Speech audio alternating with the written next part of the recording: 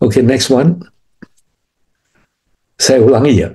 Jadi 4 aspek kemunculan kebergantungan ini adalah tema utama Sutra Salistamba ini, yaitu baik eksternal maupun internal adhyatmika, eksternal bahya, itu terdiri dari satu punya sebab, yaitu dua kondisi.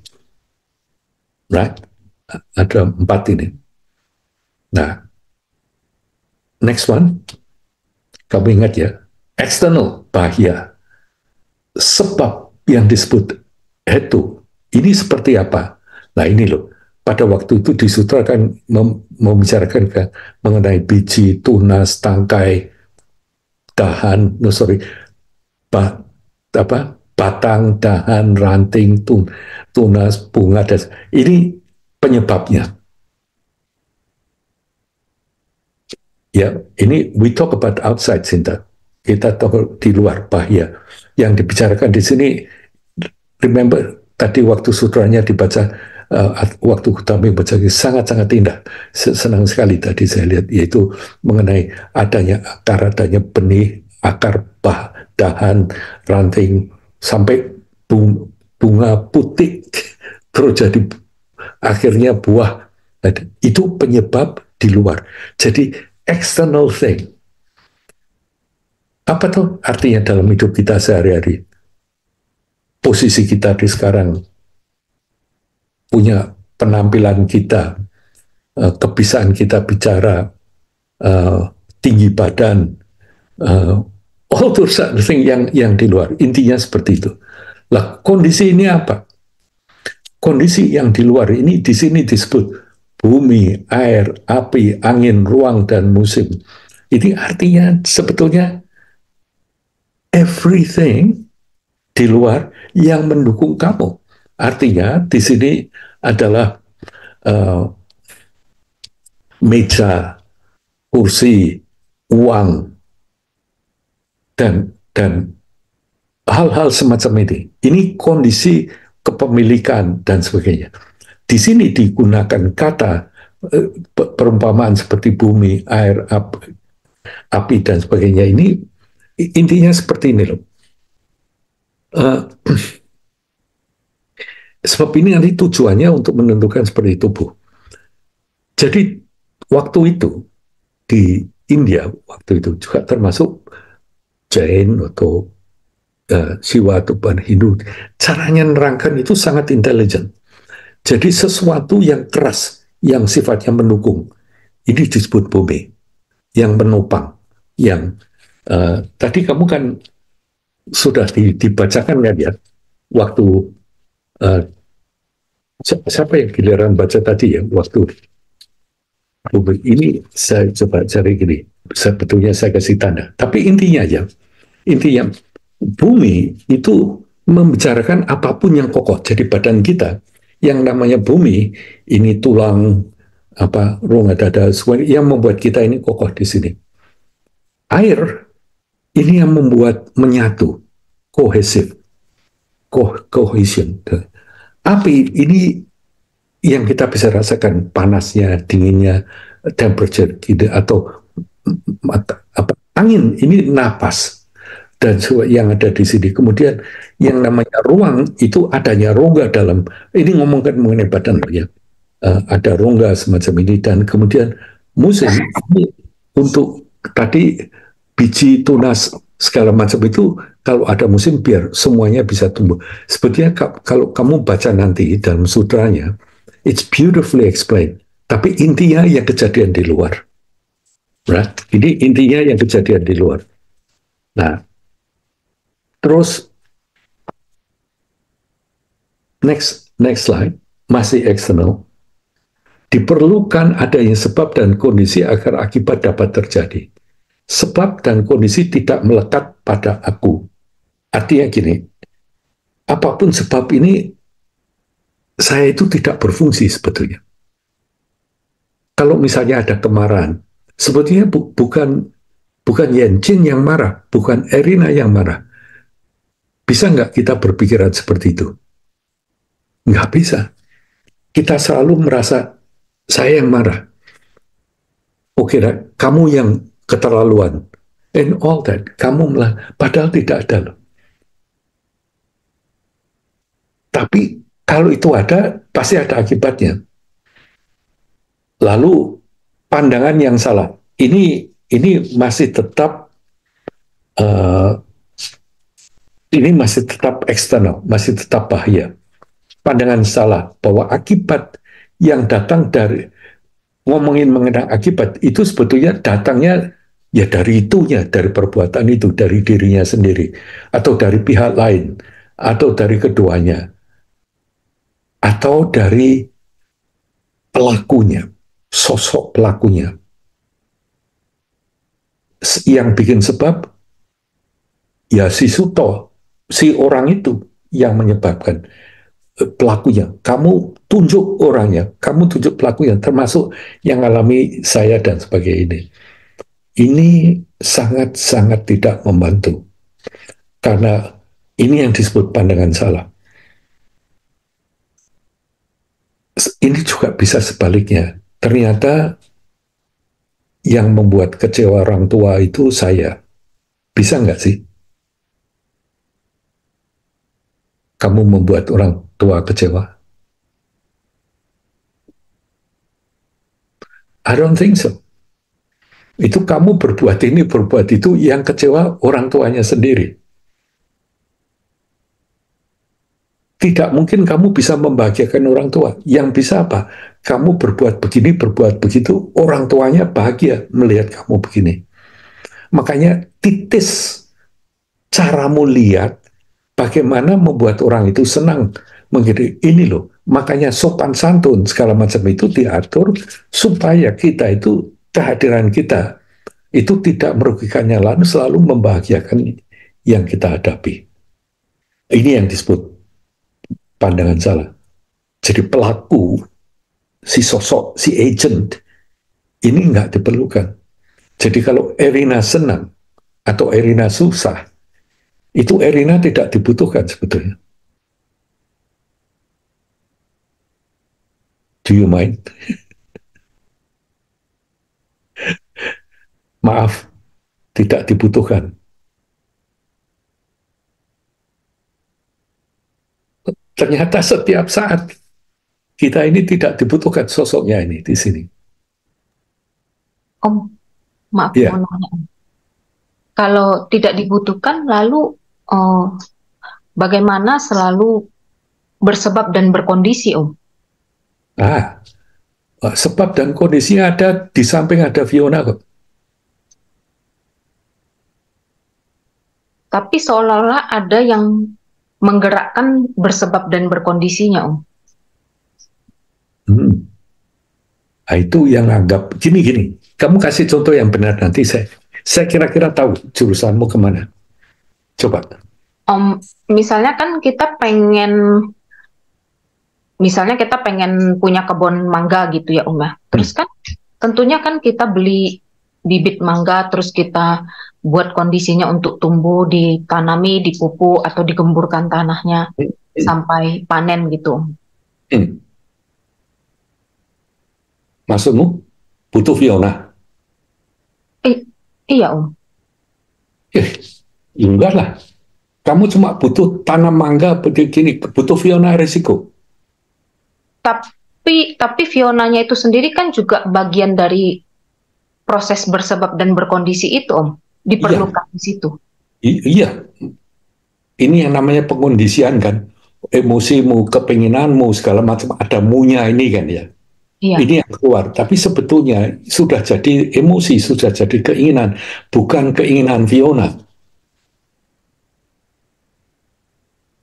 Adanya Fiona, ini malah bikin runyam. Sebab Fiona itu nanti punya standar, punya keinginan, punya pengharapan, punya kekecewaan, dan sebagainya. Karena Fiona ini juga cerita yang punya kedai. Tapi selebihnya kan nggak apa-apa kan, ada keinginan, tanam mangga, kebun mangga, ini kan seperti itu kan nggak apa-apa. Makanya di sini daripada untuk Fiona, kamu bilang ini untuk banyak orang gitu misalnya. Kan bisa.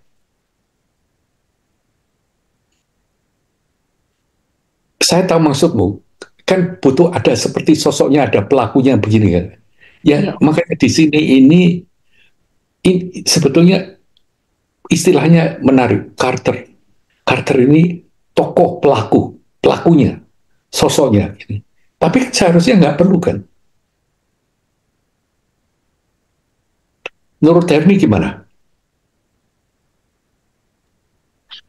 Bisa apa bisa dipahami, dimengerti Om. Nggak perlu ada sosok pelakunya. Cuman di balik pertanyaannya Fiona, saya juga kadang berpikir ada rasa subjektivitasnya, tapi mungkin udah di luar, udah tidak apa gross, gross yang seperti yang disampaikan di sutra ini, not gross seperti itu, bahwa nanti harus ada yang tanam, ada enggak, dia ya nanti jadi gitu, seperti itu. Tapi kadang saya juga berpikir, Om, kenapa masih ada rasa ininya gitu loh, tapi ya rasa gitu loh. Tapi sometimes masih apa? Kenapa? Saya kadang pikir, lalu rasa subjektivitas ini ada gitu loh. Bukan gimana mengatasi itu, tapi wonder gitu. Subjektivitasnya mungkin ada untuk saat ini. Nantinya juga akan hilang dengan pengertian mengenai dualitas. Subjektivitasnya ada. Cuma yang saya pertanyakan, apakah harus subjeknya itu Fiona? Apakah tidak cukup punya subjektivitas saja? Ya, jadi yang gross itu enggak Om. Enggak perlu ada Herninya atau ada Fionanya. Ya. Berarti Om, sorry Jay. Silakan. Berarti Om seperti mengupayakan tanda petik penggugahan itu sendiri kan Om. Berarti kan ada daya yang mendorong untuk mengupayakan itu Om. Exactly. Makanya disebut punya. Punya ini apa sih? Merit. Bedanya punya dan karma apa? Punya ini daya yang kamu jalankan. Segala sesuatu yang mendorong kamu lebih tahu, lihat apa adanya, itu punya. Tidak adanya kamu. Semuanya ini berubah-ubah. Right? Dan juga tidak ada yang bisa memuaskan semuanya. Daya berpikir semacam ini, kamu dekati di sini, ini nanti yang dorong. Tapi punya itu tidak dimiliki oleh Fiona loh.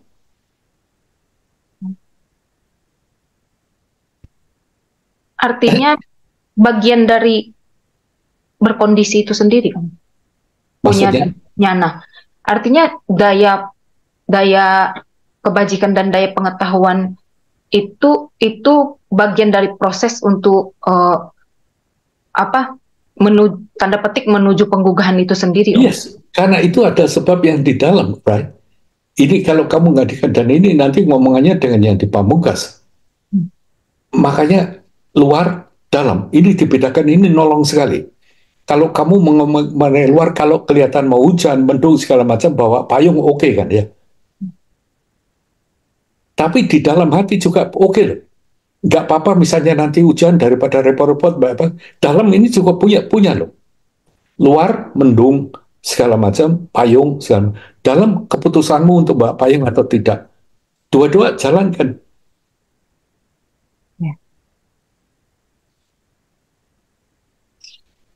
Nah, yang mendorong di bawah ini nanti tidak ada Fionanya. Think about that. Terima kasih, Om. Think about that. Ini makanya beautiful teaching, really. Karena sebab lebih gampang ngomongin kalau mengenai misalnya 12 mata rantai atau apa, yang diomong itu cuma yang kejadian di luar. Sebetulnya. Meskipun itu sebetulnya kejadiannya di dalam. But anyway, look at this. Oke. Lalu tadi eksternal, right? Sekarang kita bicarakan yang intern. Next.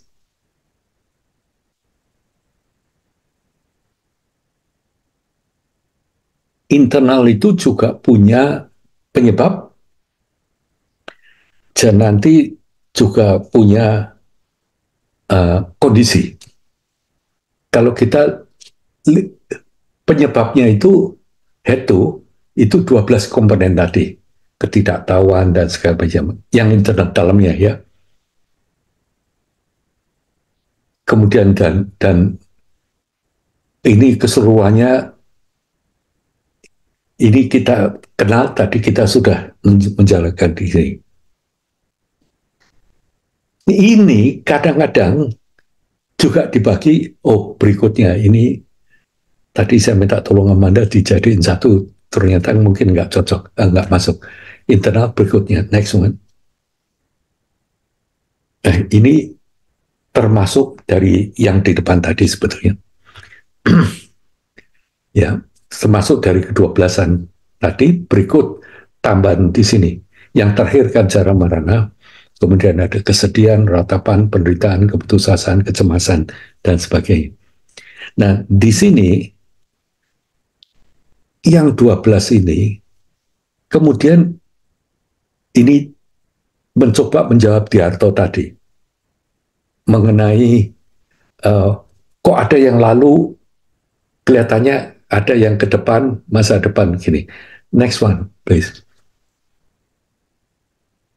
Dikatakan, dari 3 kelompok ini bisa dibagi menjadi 3. Klesha, karma, dan kelahiran. One way, two way. Tapi untuk jawab kamu tadi sebetulnya ini yang dibagi menjadi 5 ini juga bisa. 3 itu nanti juga bisa ada yang begini. Jadi nanti ya Diarto mengenai ketidaktahuan, samskara, wisyana, dan semuanya ini sampai nanti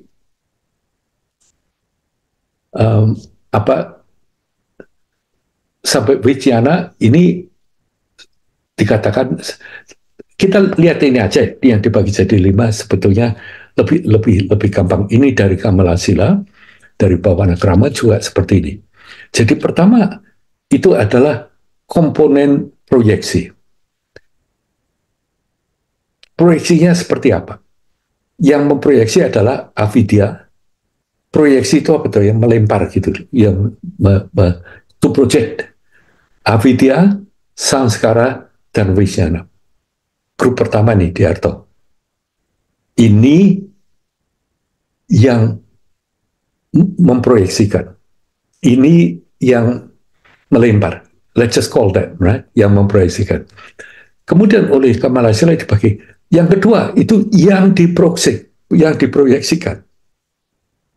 Itu adalah munculnya nama rupa, satayatana, sparsa, dan wedana. Ini yang diproyeksikan. Kemudian nanti berikutnya itu adalah komponen perwujudan yang yang proses mewujudkan sebetulnya. Ini mungkin lebih bagus. Proses mewujudkan itu apa tuh? Kehausan tadi, tresna, rasa butuh, dan pembentukan. Pembentukan ini bahwa ini begini loh.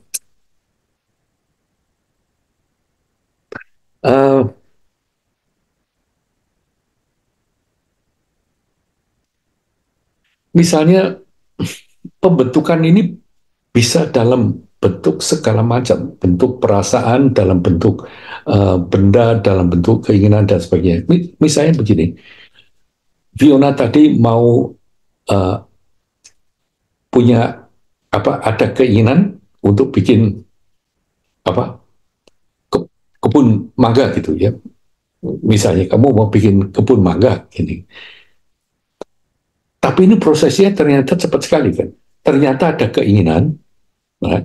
Ternyata ada pengondisian. Kamu tahu kalau pohon mangga itu nanti bisa membawa hasil dan sebagainya, right? Itu. Terus kamu juga nanti mengatakan bisa ada macam.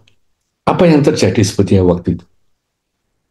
Fiona membentuk ide tentang kebun pohon mangga. Pembentukan ini loh, kamu membentuk kebun mangga, kamu membentuk kesuksesan panen mangga, kamu membentuk kesenanganmu nanti mendapat hasil mangga. Ini yang disebut bawah. Membentuk sesuatu, kamu bentuk terus untuk mengatasi tadi kebutuhan tadi, juga mengatasi kehausan tadi. Ini nanti yang jadi kehausan dan kebutuhan ini selalu di jalan keluar kita itu dengan membentuk sesuatu. Sekarang saya tanya ke kalian, kalian mikirin sendiri dah. Misalnya contoh ya, kehausan itu kan berarti misalnya saya ambil Jane Road dan Willis gitu sebagai contoh ya. Misalnya Jane Road gitu. Misalnya ini bukan negatif, bukan positif, cuman ada rasa sekarang tempat pelatihannya ini kurang memadai, butuh akan ada tempat pelatihan yang lebih memadai. Pertamanya timbul rasa apa istilahnya dalam Dharma ini disebut kehausan. Kehausan dalam hal ini artinya yang ada sekarang ini tidak memadai, ada yang lain, right? Pertama, ini bukan jelek atau bukan Pak, ini loh yang namanya tanha atau tresna, ini seperti ini mulainya gini. Dengan adanya, karena kita lihat yang ada sekarang, ini tidak memadai, ada alternatifnya, satu. Kedua, dengan ada pemikiran semacam itu, dengan kita ini ya tidak cocok, ada yang memadai, kamu akan timbul, kamu butuh itu. Apa yang kamu hanya akan bisa bahagia kalau kamu akan bisa mendapatkan kebutuhanmu. Timbul muncul kebutuhan. Ini dalam Sanskerta yang disebut upadana. Pertamanya tresna, haus, terus kamu merasa butuh. Berarti kamu butuh mendapatkan ini.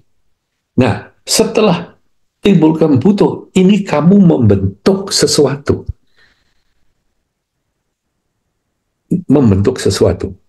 Kamu bayangkan tanah yang begini-begini, bangunan yang begini-begini, kondisi yang begini-begini.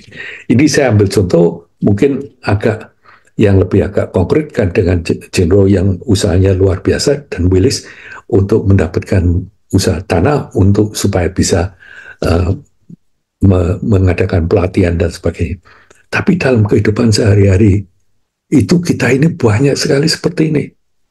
Gampang, misalnya ya makan saja, makan ini. Itu juga selalu jarang sekali kita makan ini kalau kita apply-kan ya, kita terapkan mungkin oke, tapi biasanya belum makan, yang saya selalu ngomong, ini loh belum ditelan dalam mulut. Kita sudah mikir sendok berikutnya yang mana ya yang saya ambil. Nih, ininya belum ditelan nih. Kamu sudah mikir, ini mestinya akan lebih membahagiakan saya.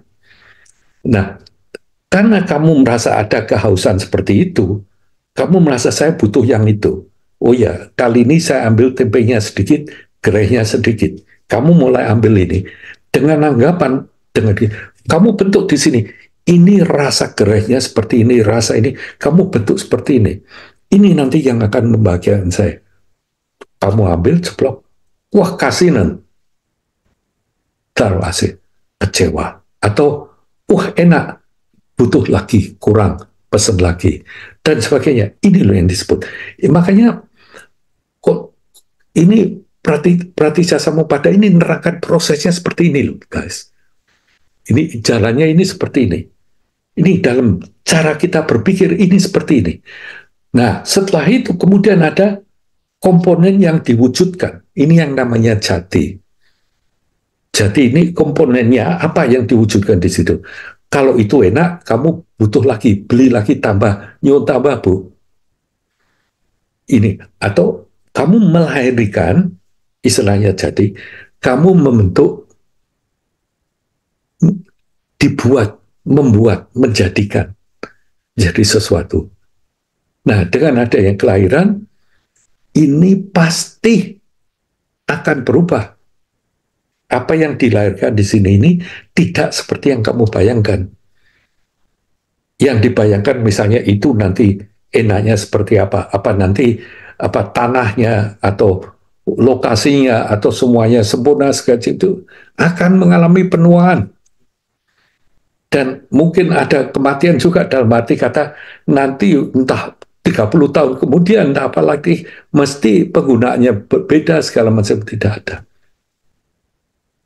Nah, harusnya kamu tak. Jadi ini yang 12 itu bisa dibagi seperti ini diatur. Tapi juga bisa dibagi dari yang jati, kemudian jara marana ini kehidupan berikutnya. Right? Kamu bisa dengan kehidupan. Tapi dasarnya avidya, samskara, vijnana ini yang mengkondisikan, kemudian nama rupa sadayatana wedana ini sekarang. Ini bisa dibagi seperti ini juga. Tapi itu hanya dalam pembagian dalam hal ini. Tapi dalam sehari-hari, kalau kamu pikirkan ya, saya senang sekali pembagian 5 ini. Dalam membuat kita mikir bahwa ternyata proses pendapatan segala sesuatu itu seperti ini. Kemudian kamu bisa protes loh. Lalu hidup ini lalu kalau diterangkan seperti ini, akhirnya semua penuaan mati segala macam ini gimana gitu. Nah ini loh. Asal kamu tidak berpikir yang berlawanan, asal kamu tidak berpikir apapun yang kamu kerjakan semuanya akan langgeng, akan ada terus-menerus semacam ini. Apapun yang kamu kerjakan sekarang itu berarti. Berartinya mana? Gimana? Ini Borobudur ini makanya ngajari. Migunani tumraping lian. Ini luar biasa sekali. Sebab kamu dengan punya pendapat semacam ini seperti asuransi. Kamu tidak akan lagi kecewa. Kamu tidak akan lagi memaksakan harus mendapatkan ini, harus mendapatkan itu. Ini loh. Hebatnya. Jadi, apakah tidak ini Om kok malah tidak memberi semangat saya untuk cari tanah gitu misalnya. Justru sebaliknya. Kita pikir, kita cari, tapi dengan pengertian. Ini bakalnya tidak akan terus-menerus seperti itu. Kalau ada terus-menerus itu, tidak ada tanah yang dijual. Karena tanah yang dibeli dari dulu fungsinya seperti yang dulu. Dan tetap membawa kepuasan seperti yang dulu. Nggak ada yang mau jual. Mengapa jual? Dari kecil saya selalu mempertanyakan.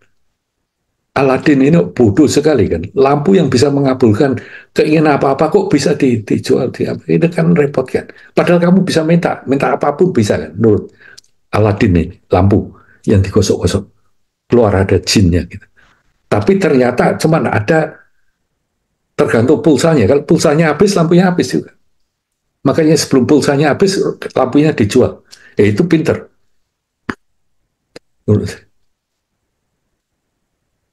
Jadi dalam hidup, jangan cuma ngoceh kita ini. Anicca, dukkha, anatta. No. Benar-benar kamu pikirkan. Kita semuanya ini nanti akan meninggal. Semuanya akan kita tinggalkan. Ini anicca paling besar. Ini kamu harus pikir. Semakin kamu mendekati ini, semakin kamu tergugah. Setiap usahamu, setiap pemikiranmu untuk mengerti ini, untuk mendekati ini yang disebut punya. Sebab dengan mengerti bahwa ini anitya, kemudian bahwa tidak ada sesuatu pun selama kita bentuknya seperti ini yang membawa kebahagiaan yang sempurna. Selalu akan ada kuciwane, selalu ada kekurangannya. Ini yang disebut dukkha. Dan semuanya itu tidak ada akunya seperti ini. Dan apapun yang kamu pikirkan itu sebetulnya hanya konsepmu. Tidak ada barang betul-betul seperti itu. Pokoknya kalau kamu sebut itu meja, pasti bukan meja lah. Tenang, mesti. Itu jadi meja karena bisa berfungsi dan kita setuju itu disebut meja. Tapi kalau itu kamu bawa ke toko pegadaian, bukan meja, itu 25 ribu. Artinya cuma itu harganya dan sebagainya. Kan beda-beda. 3 hal ini. Ini yang disebut laksana, right? Ini sebetulnya seperti ini keadaan. Apapun yang kamu kerjakan, yang kamu ucapkan, mendekati pengertian atau dengan dasar pengertian ini yang disebut punya. Merit. Ini beda dengan karma, kan? Jadi sebetulnya tujuan Buddhis itu bukan untuk mengumpulkan sebanyak mungkin karma baik karena lebih enak, bukan. Nah, ini kecewa lagi kan ya. Ini sesuatu hal yang sebetulnya kurang bagus dari segi marketing untuk Buddha Dharma. Karena betul, Buddha Dharma itu tidak untuk supaya kamu senangnya lebih lama. Lalu Buddha Dharma, ngapain kamu senangnya lebih lama? Barbarane balik tetap juga sama. Akhirnya juga anitya, dukkha, anatta, 3. Nah, nanti terusannya di sini, kebisaanmu untuk tahu your own mind, Buddha, Dharmakaya, kamu baru bisa betul-betul seperti nih di sini. Paham kan ya? Atau lebih bingung? Lebih bingung, Om.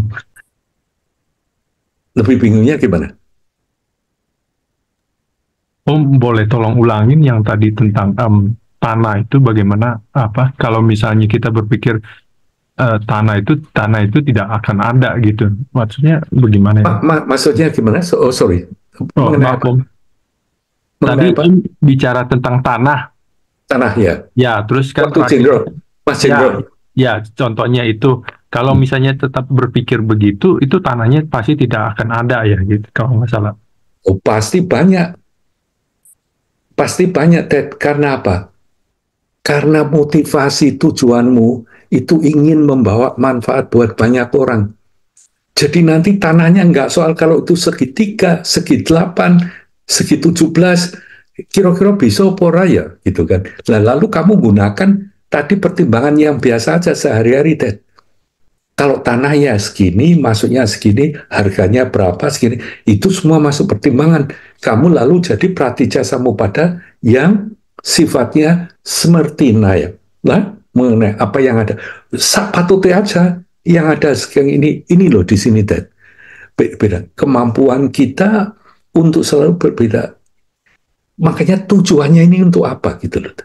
Makanya diterangkan oleh Buddha berkali-kali. Kalau tujuannya itu hanya untuk kamu, hanya untuk menyenangkan kamu, ini susah.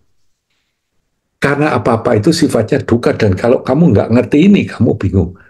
Tapi begitu kamu ngerti ini sifatnya duka, kamu bilang, iyalah, berapa sedikit, tapi yang penting, nah, sekarang kita bawa ini. Dari tadi yang dikatakan adalah apa? 2 hal, right? Kewaskitaan, wawasan tajam, dan welas asih. Welas asih itu apa?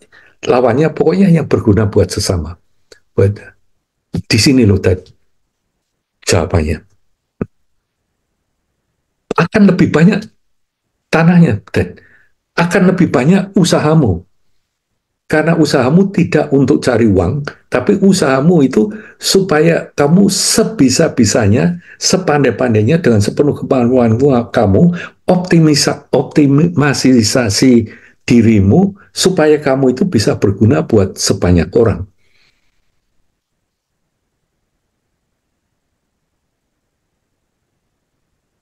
Did you get that or not?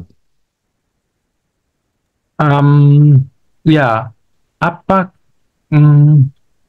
kalau kita sudah berharap motivasi pertamanya misalkan kita memang buat banyak orang, namun yang waktu kita pikirkan dan yang misalnya nih, saya harus mendapatkan tanah ini, misalnya kasih target dalam 1 bulan, ya kan?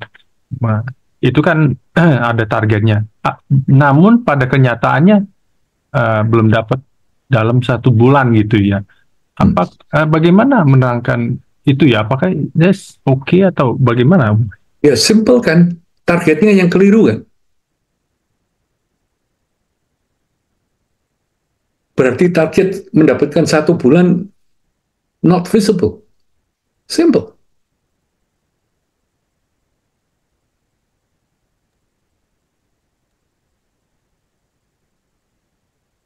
Why not? Atau kalau memang benar-benar 1 bulan, adanya ya seperti ini gitu. Oke kan? Jadi it's business decision.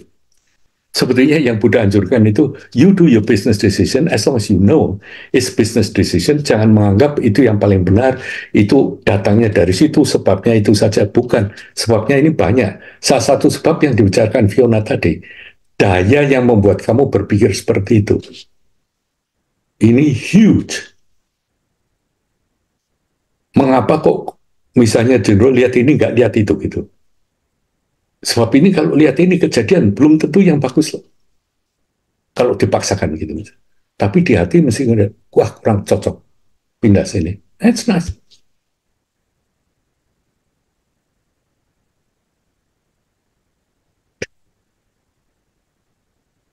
Okay? Thank you, Om.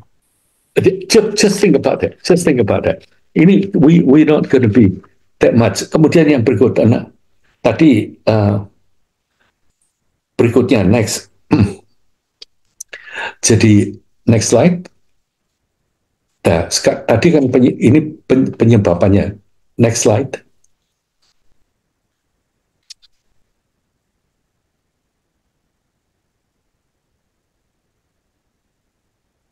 Nah, sekarang kondisinya. Nah, kondisi ini adalah tanah, air, api. Tadi kita sampai pengumpulan mereka menghasilkan kelahiran suatu tubuh, tapi adanya tubuh itu tidak membutuhkan aku atau milikku, meskipun tanpa mereka tidak ada kelahiran. Ini loh. Jadi di sini diutamakan ya, ini menggunakan tubuh sebagai contoh. Adanya kekokohan, adanya kehangatan, adanya api, dan segala macam, itu nanti akan ada tubuh. Tapi tubuh ini nggak butuh jadi aku, apalagi itu bilang ini tubuhku. Meskipun tanpa ada api dan segala macam itu, tidak akan ada kelahiran. Jadi di sini artinya, aku dan milikku ini tidak dipentingkan. Ini selalu ditekankan. Ini selalu ditekankan dalam Buddha Dharma di sini, karena sebetulnya very important. Yaitu kalau selama kita kemasukan atau hadirnya tokoh aku ini, itu selalu akan bersifat dualitas, bersifat diri sendiri, nanti jadi akhirnya akan membawa sesuatu yang mendekati, malah menjauhi yang ada, tapi akan membawa duka tadi. Berarti diulangi lagi rodanya seperti itu.